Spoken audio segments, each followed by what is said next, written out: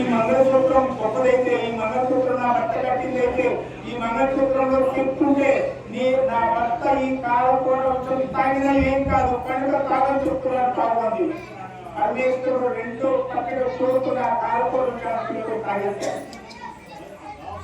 తాగిన తర్వాత ఆ కాలకూర పొట్టలోకి పోకుండా గొంతు దగ్గర ఆగిపోయి ఆ గొంతంతా కూడా నల్లగా అయిపోయింది, నీలం రంగుగా మారినప్పటి నుంచి స్వామి నీలకంఠుడు అన్నారు. ఆయన ఉన్న లక్షణాన్ని పూర్ణాది పేరులో ఇంకో పేరు ఆడేది తప్ప నీలకంఠేశ్వర స్వామిగా జనం పూజించేవాడు అయ్యాడు తప్ప ఆయనకి ఏమీ కాదా. ఎందుకు కాదా గమనించండి, ఎందుకు కాదా?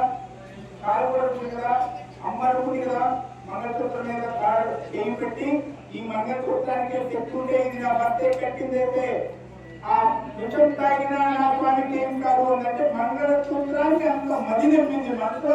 ఈ మంగళసూత్రం గొప్పతనాన్ని నమ్మి మంగళసూత్రం అంటే ఏంటో తెలుసుకొని మంగళసూత్రం యొక్క శక్తిని ఆరాధించి చెప్పింది. ఏమిటి ఆ మంగళసూత్రం చూస్తున్నారు? ఒకసారి చూడండి ఆ మంగళసూత్రాన్ని.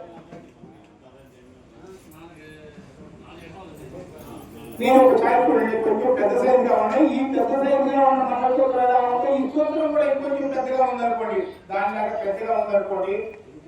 మీ దేవాలయంలో ఉన్న పానుమట్టం ఇలా ఉంటుంది గుండ్రంగా. ఈ పానుమట్టం మీద మధ్యలో శివలింగం ఇలా పడిపోదాకా ఉంటుంది. పానుమట్టానికి అభిషేకం చేసిన నీళ్లు ఈ సూత్రం పక్క సూత్రం నుంచి ఇలా వెళ్ళిపోతుంటాయి. ఇలా పడుకోబెట్టి చూస్తే పైనుంచి ఇలా చూస్తే ఖచ్చితంగా శివలింగంగా ఉంటుంది. పార్వతీ పరమేశ్వరుడు, పార్వతీదేవి కింద పాదమంటాడు, పరమేశ్వరుడు పైన లింగం, పక్కన నీళ్ళు వచ్చే సూత్రం ఈ సూత్రం. శివపార్వతులు కలిసి ఉండేది పాదమట్టము, శివలింగము.